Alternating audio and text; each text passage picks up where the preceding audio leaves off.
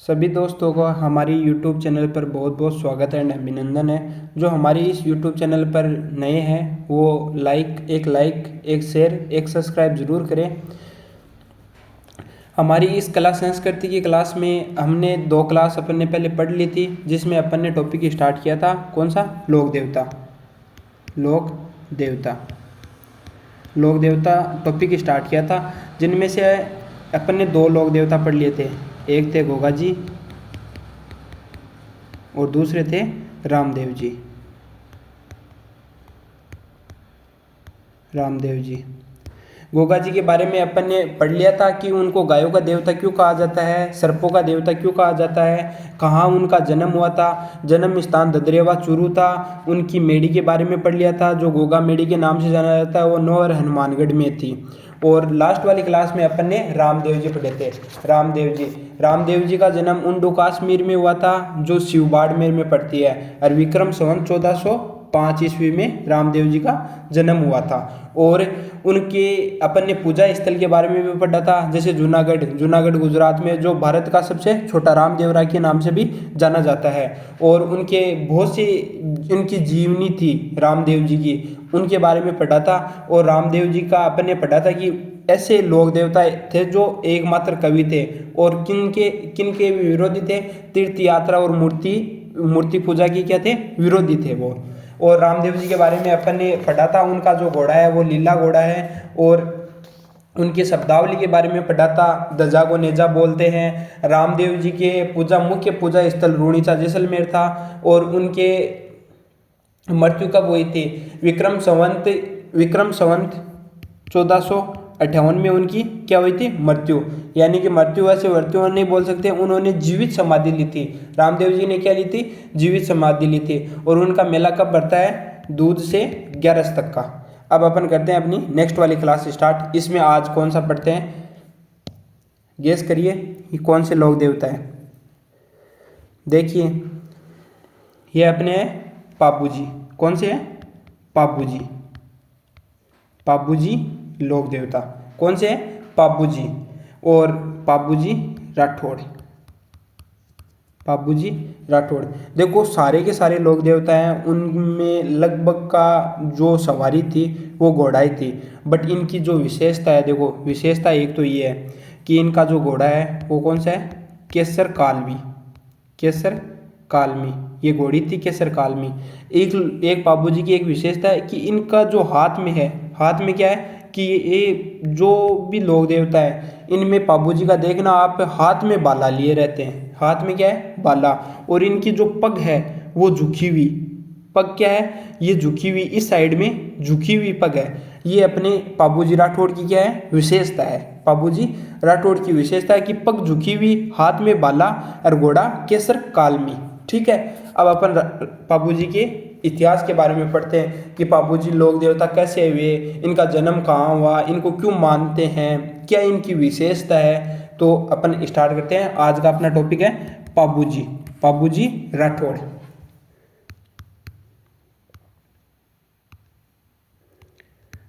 पापू जी का जन्म कब हुआ था, कब इनकी मृत्यु हुई थी, कौन इनके पिता हैं, कौन माता है, कौन बहन है, उनके बारे में अपन स्टेप टू स्टेप पढ़ते हैं। जन्म 1239 ईस्वी। और जन्म स्थान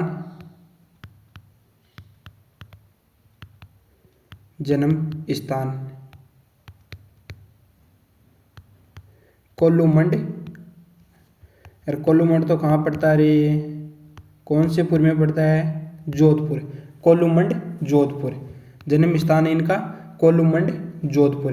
अगर विक्रम संवत पूछे, विक्रम संवत है 1296। ठीक है। पिता का नाम था धांधल जी।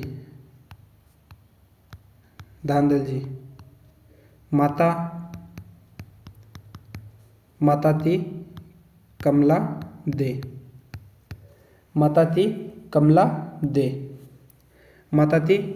दे। बहन बहन का नाम था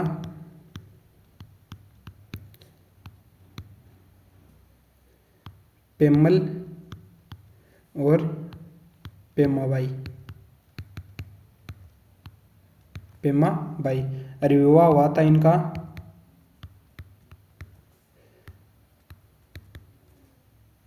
जिंदराव खींची, जिंदराव खींची। और ये रहने वाले थे जायल नागौर। कहाँ के रहने वाले थे? जायल नागौर के शासक थे ये, जायल नागौर के शासक, जायल नागौर के शासक थे। पत्नी थी इनकी, पत्नी का नाम था फुलंदे या शिवप्यार, शिवप्यार दे। ये रहने वाली थी अमरकोट। और अमरकोट तो कहाँ पड़ता है रे? अमरकोट पड़ता है PAK, पाकिस्तान। अमरकोट पड़ता है पाकिस्तान। और शिवप्यार दे के पिता थे Surajmal soda, Surajmal soda, Surajmal soda. और जाति थी इनकी, जाति थी राजपूत। और गोत्र थी राठौड़, बाबूजी राठौड़। और सवारी थी इनकी केसर कालमी, सवारी थी केसर कालमी। देखो, जन्म हुआ था बाबूजी का 1239 ईस्वी में, और विक्रम संवत में पूछे तो 1296 ईस्वी। जन्म स्थान था कोलूमंड जोधपुर। पिता का नाम था धंधल जी, माता कमला दे, बहन पेम्मल या पेमाबाई। विवाह हुआ था जिंदराव खींची, जो जायल नागौर के शासक थे। पत्नी थी फुलंदे, और फुलंदे का नाम ही था शिवप्यार दे। रहने वाली कहाँ की थी? अमरकोट पाकिस्तान, अमरकोट पाकिस्तान की रहने वाली थी। पिता का नाम था सूरजमल सोडा, जाति राजपूत, गोत्र राठौड़, सवारी केसर कालमी। सवारी क्या थी? केसर कालमी, सवारी थी केसर कालमी। अवतार किन का मानते हैं? अवतार बाबूजी राठौड़ को साहित्य में लक्ष्मण का अवतार मानते हैं। किन का अवतार मानते हैं? साहित्य में लक्ष्मण का अवतार मानते हैं। बाबूजी राठौड़ को साहित्य में लक्ष्मण का अवतार मानते हैं, साहित्य में लक्ष्मण का अवतार मानते हैं। अब आते हैं इनके उपनाम, और इनको क्यों लोक देवता के नाम से जाने जाते हैं, कौन से इन्होंने अच्छे काम किए थे, वो आते हैं उपनाम। कौन से उपनामों से जाना जाता है इनको? उपनाम,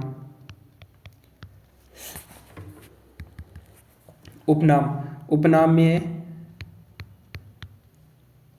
प्लेग रोग के निवारक देवता, प्लेग रोग के निवारक देवता।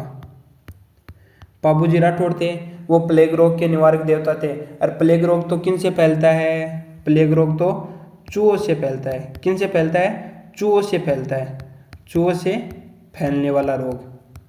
प्लेग रोग किन से फैलता है? चूहों से फैलने वाला रोग। फिर आते हैं ऊंटों के देवता,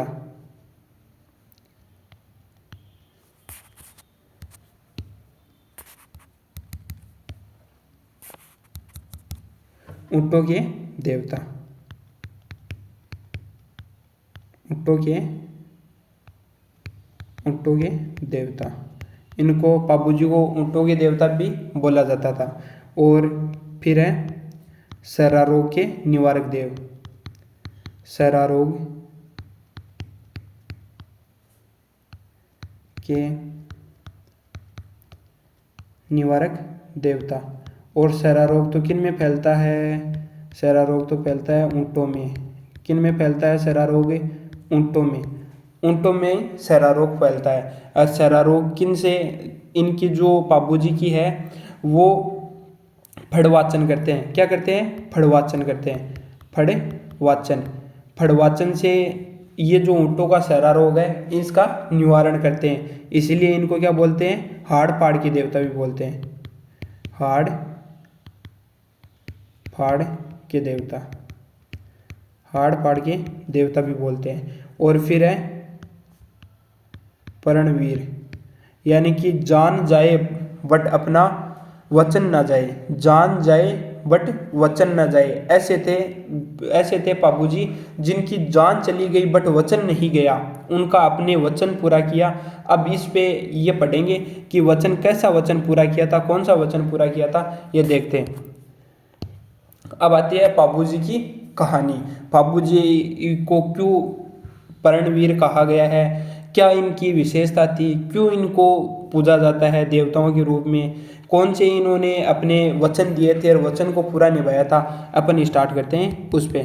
ये आ गए अपने पापू जी, पापू जी, पापू जी। और यहाँ पापू जी का ससुराल कहाँ था, पापू जी का ससुराल था अमरकोट पाकिस्तान। कहाँ था, अमरकोट पाकिस्तान। किसके साथ विवाह हुआ था, कौन सी प्यार थी, शिव प्यार। किन के साथ हुआ था, शिव प्यार के साथ में, शिव प्यार के साथ में विवाह हुआ था। एक पापू जी का बहनोई था, बहनोई, बहनोई। अरे बहनोई का तो क्या नाम था रे, बहनोई का नाम था जिंदराव खींची, जिंदराव खींची। बहनोई का नाम था जिंदराव खींची। एक आता है पापू जी के गांव में थी देवली चारण, देवली चारण, देवली चारण। इसके पास एक घोड़ी थी केसर कालवी, केसर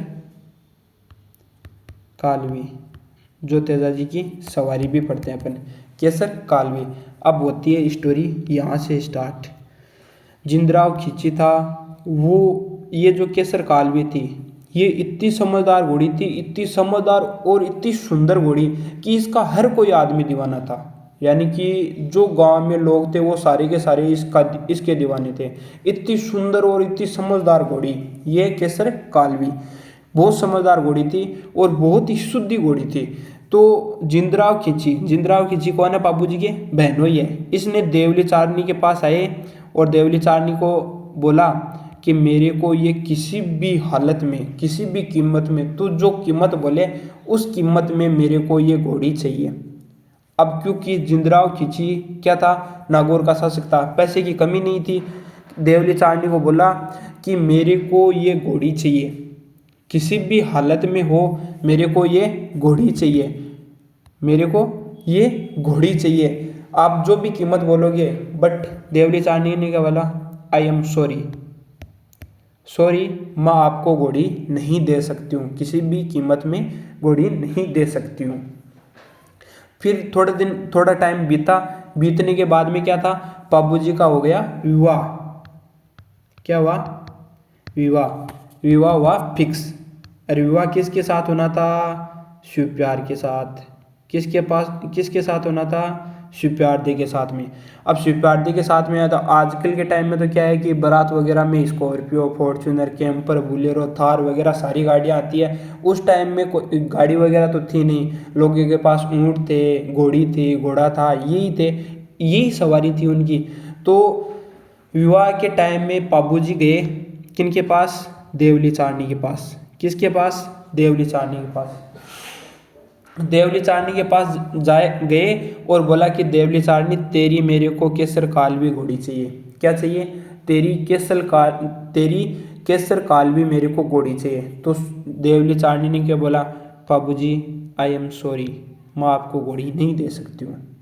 क्योंकि आजकल के टाइम में तो लोगों के पास धन में क्या होता है, बड़ी गाड़ी होती है, बंगला होता है, वो आईफोन होता है, ऐसी चीज़ें होती है। पहले के जो लोग थे उनके पास धन में सिर्फ और सिर्फ क्या थे, पशुधन था। क्या था, पशुधन। लोगों के पास क्या था, पशुधन।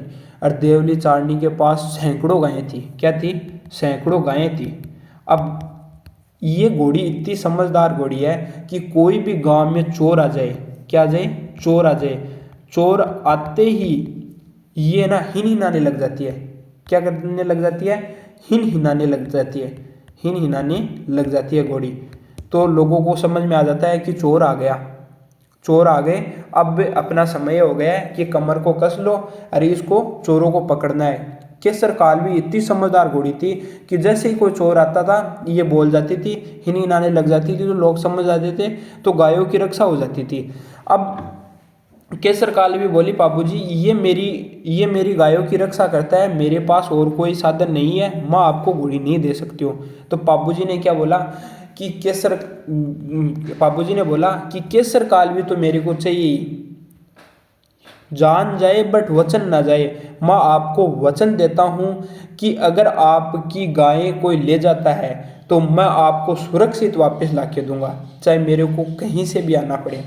केसर कालवी इतनी बात कहने पे बाबूजी को क्या दे दी थी? केसर कालवी घोड़ी दे दी थी। क्या दे दी थी? केसर कालवी घोड़ी दे दी थी। अब केसर कालवी घोड़ी दे दी थी, बारात का समय आया, बारात रवानगी के टाइम में आया, वहाँ पे कौन था? जिंदराव खिंची। जिंदराव खिंची खुश होगा या दुखी होगा? ऑब्वियसली सीधी सी बात यही है, जिंदराव खिंची हुआ दुख, उसके वो हो गया क्रोधित, एकदम क्रोधित हो गया कि देवली चारनी ने मेरे को घोड़ी नहीं दी और इस बाबूजी को घोड़ी दे दी। अब जिंदराव खिंची के दिमाग में ये आया कि केसर कालवी तो अपने को तो नहीं मिली, बाबूजी को मिली है, देवली चारनी से ये बदला लेने का क्या है? सही टाइम है। क्या है? बदला लेने का एकदम सही टाइम है। इस टाइम में अपन क्या कर सकते हैं? गायों को लूट सकते हैं, जो गायें हैं देवली चारनी की उनको लूट सकते हैं और लूट के अपना अपना अपना बदला पूरा कर सकते हैं अपन। देवली चारनी की जो गायें थी, बाबूजी तो किस में थे? विवाह में बिजी थे। किस में थे? विवाह में बिजी थे बाबूजी तो। और पीछे से जिंदराव खिंची ने क्या हुआ? हमला बोला। देवली चारनी की जो गायें थी उन गायों को क्या हुआ था? लूट के ले गया।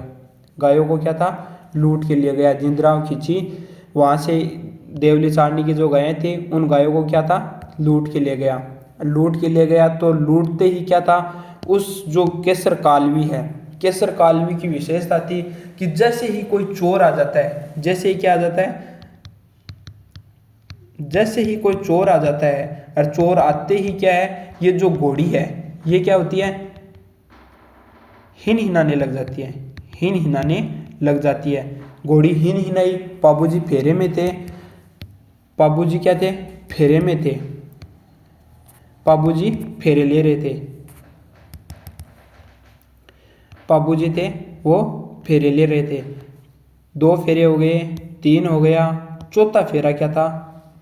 वही था। इतने में घोड़ी क्या थी? हिन हिनाने लग गई। बाबूजी के समझ में आ गया कि देवली चारनी की गायें थी वो चोरी हो गई। वहाँ से बाबूजी बीच फेरों में ही अपना जो गंजोड़ा बोलते हैं उसको खोला। खोल के सीधा का सीधा कहाँ पहुँचा? कोल्लू। कहाँ? कोल्लू। कोल्लू पहुँचा। देवली चारनी के पास आया। देवली चारनी के पास आया। आते ही वो रो रही थी और बाबूजी को बोला कि मेरी गाय तो जिंदराव खिंची ने लूट के ले गया। जिंदराव खिंची मेरी गायों को लूट के ले गया। अब बाबूजी को आया गुस्सा, क्रोधित हुए कि हमारे बहनों ने, हमारे जीजाजी ने ऐसा गलत काम किया है। मैं आपको वचन दिया था कि आपकी गायों को कुछ नहीं होगा। तो बाबूजी अपनी जो केसर कालवी है उसको लिया और उनके जो साथी थे, अपनी सेना थी, सेना को लेके और किस पे? जिंदराव खिंची पर क्या था? हमला बोल दिया। जिंदराव खिंची पे हमला बोल दिया और नागौर जा रहे थे। कहाँ? जायल नागौर। जिंदराव खिंची कहाँ जा रहा था? जायल नागौर जा रहा था। बीच रास्ते में, कहाँ? बीच रास्ते में डेचू। और डेचू तो कहाँ पड़ता है रे? फिलहाल में डेचू पड़ता है जोधपुर में। कहाँ पड़ता है? जोधपुर में। डेचू नामक स्थान पे क्या था कि गुगोजी और उनके सेनापति पाबूजी और पाबूजी के जो सेनापति है उन्होंने सारों ने वहाँ डेचू पर जिंदराव खींची को वहाँ पे घेराबंदी कर ली। घेराबंदी करके और वहाँ जैसे ही पाबूजी ने उस पे जिंदराव खींची पे आक्रमण किया, बीच से तलवार को यूं चलाया कि जो उनके हाथ में जो भाला था उसको बीच से चलाया कि 2 टुक कर दे। बट इतने में ही क्या थी, पाबूजी की बहन आ गई। और पाबूजी की बहन कौन थी रे? पेम्माबाई वहाँ आ गई। राखी क्या बोला कि हे पाबूरा धनी, तू मेरे को विधवा करेगा क्या, मेरे सुहाग को उजाड़ कर। तो पाबूजी को इतने में ही पाबूजी को क्या थी, दया आ गई। अब पाबूजी तो वहाँ से चल दिए। और पाबूजी के चलने के बाद में जो पाबूजी के सहयोगी थे, पाबूजी के सेनापति या पाबूजी के सहयोगी थे, चांदा, डेमा, हरपल, सलजी और सावता जी, इन लोगों ने क्या था, जिंदराव खिंची पर हमला करके उनकी गायों को क्या हुआ था, छुड़ा लिया था। किनकी? देवली चारणी की गायों को छुड़ा लिया था। अब वो नाइट के टाइम में क्या था कि वहाँ से तो उस युद्ध को हरा दिया था, वहाँ से तो, बट वो युद्ध क्या था, समाप्त नहीं हुआ। युद्ध क्या था, समाप्त नहीं हुआ था। गायों को फ्री कर लिया बट युद्ध समाप्त नहीं हुआ था। तो नाइट के टाइम में पाबूजी रेस्ट कर रहे थे, पाबूजी और उनके सेनापति रेस्ट कर रहे थे। नाइट के टाइम में जिंदराव खिंची ने बदला लेने के लिए क्या था, धोखे से पाबूजी पर वार करके पाबूजी की वहीं क्या थी, हत्या कर दी धोखे से। वरना पाबूजी में इतना दम था कि जिंदराव खिंची जैसे को तो 20 बार मार सकता है, 1 बार नहीं 20 बार। रात के टाइम सोते हुए के वार करके जिंदराव खिंची ने पाबूजी की वहीं क्या थी, हत्या कर दी थी। अब अपन इसको टॉपिक टू टॉपिक लिख लेते हैं, एक बार फिर से समझ लेते हैं। पाबूजी थे, पाबूजी और देवली चारणी और उनके बहन हुई जिंदराव खिंची। अमरकोट पाकिस्तान सुप्यारदी से इनका विवाह होना था। केसर कालवी घोड़ी थी, जिंदराव खिंची को बहुत पसंद थी ये वाली घोड़ी, बट क्या थी, देवली चारणी ने ये घोड़ी नहीं दी। तो इस बदले के लिए क्या था, पाबूजी ने ये शादी के लिए ये घोड़ी ले ली थी और इसने बदले के लिए इनकी गायों को लूट लिया। इसलिए पाबूजी 20 फेरों से आके अपने वचन निभाने के लिए वहाँ पे आके गायों को छुड़ाने के लिए वहाँ पे गाय छुड़ाते युद्ध में क्या हुआ था, वीरगति को प्राप्त हो गए। क्यों, धोखे से उसने जिंदराव खिंची ने धोखे से उन पे नाइट के टाइम में वार कर दिया। और वो टाइम था जब युद्ध का विक्रम संवत 1320 का। कब का टाइम था, 1320 का। अपन इसको टॉपिक टू टॉपिक लिख लेते हैं। अब विक्रम संवत 1320 डेचू जोधपुर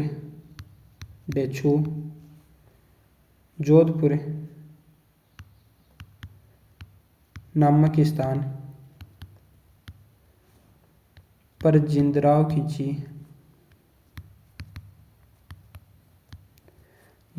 खिंची के सामने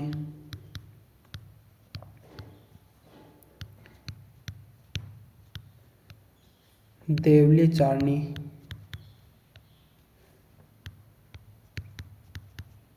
की गायों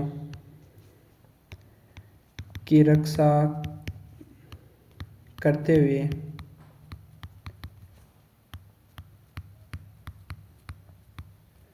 वीरगति को प्राप्त।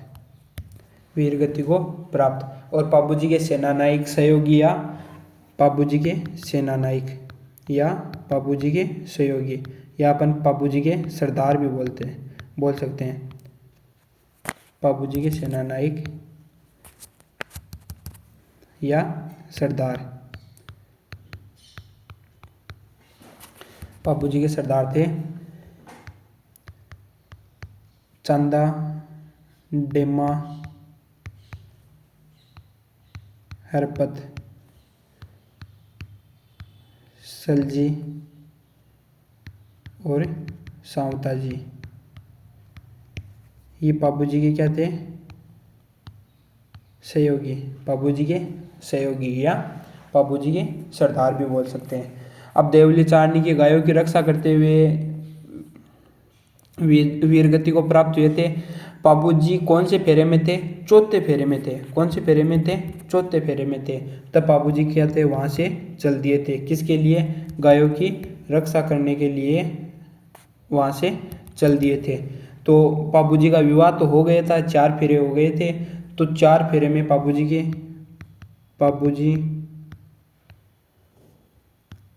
के सम्मान में राजस्थान में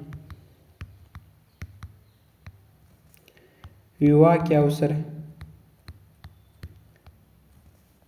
पर 4 फेरे लिए जाते हैं। 4 फेरे लिए जाते हैं।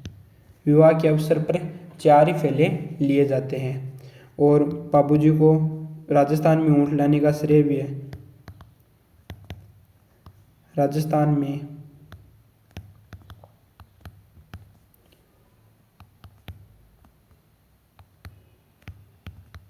ऊँट लाने का श्रेय जो कुछ जगह ईरान आता है और कुछ जगह लंका आता है। ईरान और लंका, कुछ जगह ईरान भी आता है, कुछ जगह लंका भी आता है। और ऊँट पालक जाति कौन सी? रायका या रेवारी? रायका या रेवारी जाति के आराध्य देव भी माने जाते हैं। रेवारी या रायका जाति के आराध्य देव भी माने जाते हैं। फिर आते हैं पवाड़े।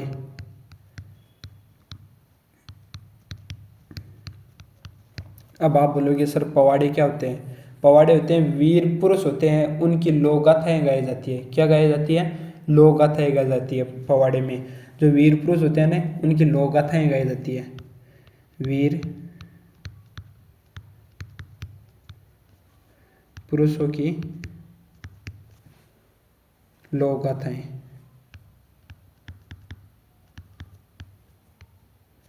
वीर पुरुषों की लोक गाथाएं। वीर पुरुषों की लोक गाथाएं। इसका वाचन करते हैं। वाचन माट वाद्य यंत्र का प्रयोग करते हैं। वाचन करते समय कौन सा? माट वाद्य यंत्र का प्रयोग करते हैं। फिर है पाबू धनेरी याचना या वाचना।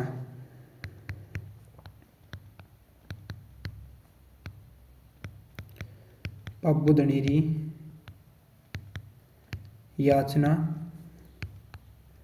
या वाचना। थोरी जाति के लोग द्वारा बाबू जी का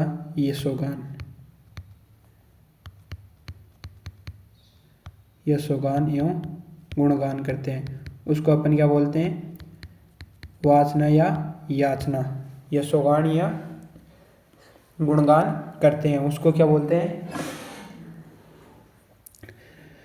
याचना या वाचना बोलते हैं। इसमें वाद्य यंत्र यूज में लेते हैं सारंगी। वाद्य यंत्र यूज में लेते हैं सारंगी। सारंगी वाद्य यंत्र यूज में लेते हैं। फिर आती है पाबूजी की फड़। पाबूजी क्या आती है? फड़।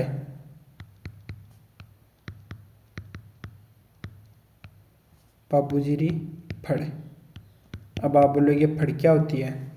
तो फड़ वो होती है सभी लोक देवता यानी कि जो भी कोई भी देवी देवता होते हैं उनकी जो जीवनी होती है, क्या जीवनी, जो जीवनी होती है उनकी जीवनी क्या किस पे लिखते हैं? कपड़े पे लिखते हैं। किस पे लिखते हैं? कपड़े पर। उनकी जीवनी कपड़े पे लिखते हैं। उस कपड़े पे लिखी हुई जीवनी को क्या करते हैं? पढ़ा जाता है, उसको बोलते हैं फड़ बोलते हैं। लिख यानी कि देवी देवताओं की जीवनी कपड़े पर लिखना फड़ कहलाती है। क्या क्या कहलाती है? फड़ कहलाती है। किसी भी देवी देवताओं की जीवनी कपड़े पर लिखना फड़ कहलाती है। ठीक है, ये फड़ है सभी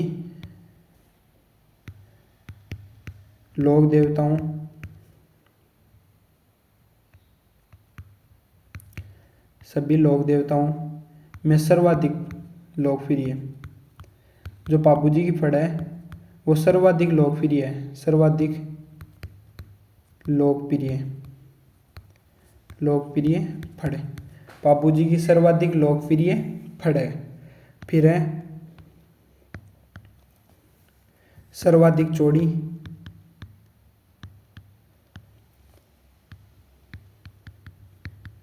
सर्वाधिक चौड़ी फड़ है।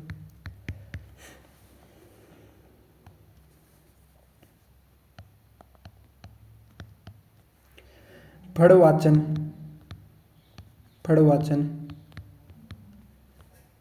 ऊंट बीमार होने एवं मन्नत पूर्ण होने पर किया जाता है। फड़ का वाचन जब करवाते हैं जब किसी की कोई मन्नत पूरी हो जाती है या ऊंट बीमार हो जाता है, क्योंकि आप अपने पढ़ा था कि ऊँटों के देवता भी बोलते हैं इनको। क्या बोलते हैं? ऊँटों के देवता भी बोलते हैं। फिर है इनकी जो फड़ का वाचन है वो नायक जाति व अंगाड़ा, नायक व अंगाड़ा जाति के बोफे द्वारा किया जाता है। नायक व अंगाड़ा जाति के बोफे द्वारा किया जाता है। और वाद्य यंत्र यूज में लेते हैं, वाद्य यंत्र लेते हैं रावण हत्ता वाद्य यंत्र यूज में लेते हैं इनकी। ठीक है, फिर है बाबूजी की इतिहास की जानकारी। बाबूजी के इतिहास की जानकारी। बाबूजी के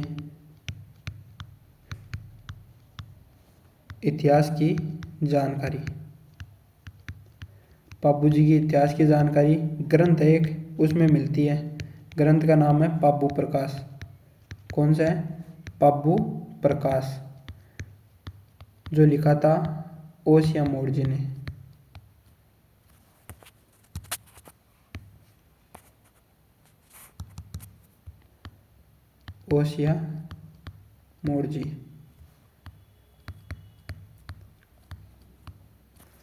ओसिया मोर्जी ने लिखा था वो ग्रंथ। फिर है एक और है बाबूजी रे छंद, ये लिखा था मियाँ बिट्ठू जी।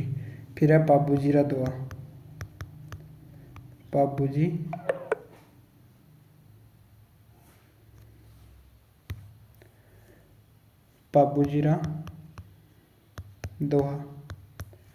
बाबूजी रा दोहा, ये लिखा था लखराज जी। फिर आते हैं बाबूजी के प्रमुख मेला।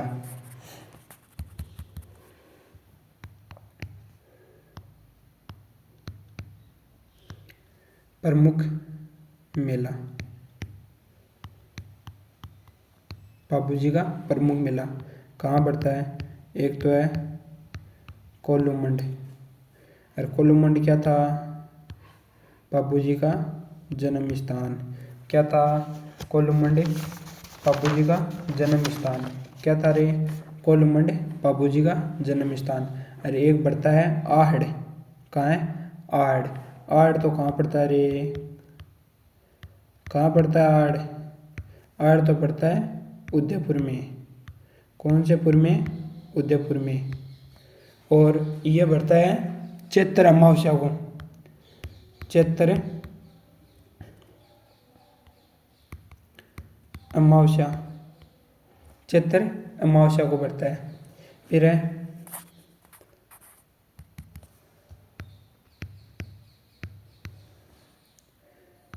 मेले आयोजित, मेले आयोजित नृत्य, इसमें होता है थाली नृत्य। थाली नृत्य, मेले में कौन सा नृत्य? थाली नृत्य। अब इनके जो बाबूजी है उनका प्रतीक चिन्ह क्या है?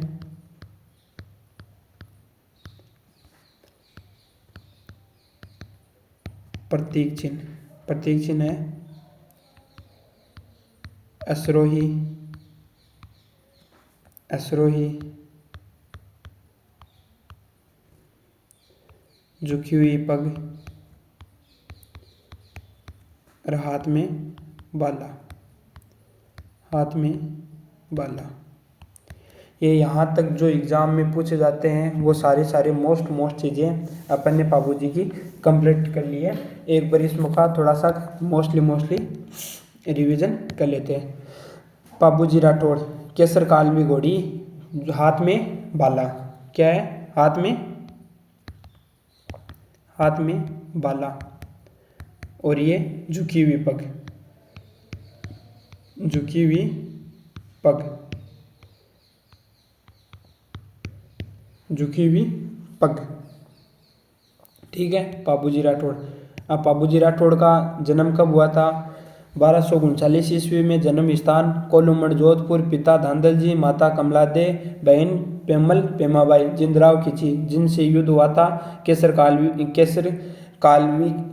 कालवी घोड़ी से रिलेटेड था। और किसकी गाय थी? देवली चारणी की गाय थे। उनमें युद्ध में वीर गति को प्राप्त बाबूजी हो गए थे।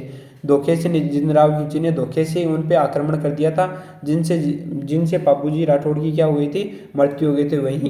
वहीं वीरगति को प्राप्त हो गए। पत्नी फुलंदे स्वीप्यार भी बोलते हैं, अमरकोट पाकिस्तान की रहने वाली थी। अमरकोट पाकिस्तान। पिता सूरजमल सोडा।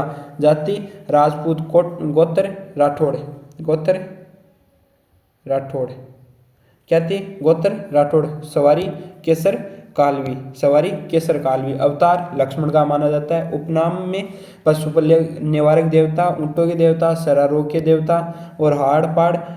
इसमें हाड़ पाड़ के देवता भी बोलते हैं। पर्णवीर, क्योंकि वचन ना जाए, जान जाए बट वचन ना जाए, जान जाए बट वचन न जाए। अपन ने ये स्टोरी देखी थी, बहनोई था, जिसमें देवली चारणी की क्या थी? गाय थी। केसर कालवी से रिलेटेड युद्ध हुआ था और विवाह के टाइम में 4 फेरे लेने के बाद में गायों की रक्षा करने के लिए जिंदराव खिची से युद्ध करने के लिए बाबूजी राठौड़ निकल गए थे। डेचो नामक स्थान पर जिंदराव खिची के सामने देवली चारणी की गायों की रक्षा करते हुए वीरगति को प्राप्त हुए थे। 5 सरदार थे इनके, चांदा, डेम्मा, हरपत, सलजी, सातवा जी, ये इनके सरदार थे, या इनको अपन सेनापति या इनके साथी भी बोल सकते हैं। बाबूजी के सम्मान में विवाह पर 4 फेरे लिए जाते हैं। कितने? 4 फेरे लिए जाते हैं। राजस्थान में ऊँट लाने का श्रेय ईरान और लंका से लाने का श्रेय किनको जाता है? बाबूजी राठौड़ को जाता है। और ऊँट पालक जाति रायका रेवाड़ी जाति के आराध्य देव माने जाते हैं। किनके? रेवाड़ी जाति के आराध्य देव। पवाड़े वीर पुरुषों की क्या होती है? लोक गाथा होती है। वाचन माटवादी यंत्र का प्रयोग करते हैं वाचन के समय। पापू दणेरी याचना या वासना। थोरी जाति के लोगों द्वारा बाबूजी का यशोगान या गुणगान करना क्या है कहलाता है? याचना या वासना कहलाती है। वाद्य यंत्र किसका यूज लेते हैं? सारंगी का यूज लेते हैं। फड़ क्या होती है? फड़ वो होती है जिसमें किसी भी देवी या देवताओं की क्या होती है? जीवनी का वर्णन किया जाता है। वो क्या होती है? फड़। कपड़े पे लिखा जाता है, उसको फड़ बोलते हैं। सभी लोक देवताओं में सर्वाधिक लोकप्रिय किसकी फड़ है? बाबूजी की फड़ है। और सर्वाधिक चौड़ी फड़ भी किसकी है? बाबूजी की फड़ है। फड़वाचन ऊँट बीमार होने या मन्नत पूर्ण होने पर किया जाता है। और नायक और कौन से? नायक कौन से? नायक और अंगाड़ा। नायक और अंगाड़ा जाति के भोपे द्वारा किया जाता है। वाद्य यंत्र रावण हत्ता यूज में लेते हैं। कौन सा लेते हैं? रावण हत्ता यूज में लेते हैं। पाबू धनी के इतिहास की जानकारी पाबू प्रकाश में मिलती है, पाबू जी छंद में मिलती है, पाबूरा दोआ। और प्रमुख मेला कोल्लू मंड जोधपुर में और आहड़ उदयपुर में चैत्र अमावस्या को बढ़ता है। मेले में 13 थाली नृत्य किया जाता है। और प्रतीक चिन्ह अवरोही, झुकी हुई पग, हाथ में बाला। हमारे क्लास को देखने के लिए बहुत बहुत धन्यवाद। जो हमारे इस चैनल पे नए हैं, जिन्होंने लाइक शेयर सब्सक्राइब नहीं किया है, वो 1 मिनट का समय निकाल के लाइक शेयर सब्सक्राइब करें। एक लाइक, एक शेयर, एक सब्सक्राइब जरूर करें। थैंक यू, धन्यवाद।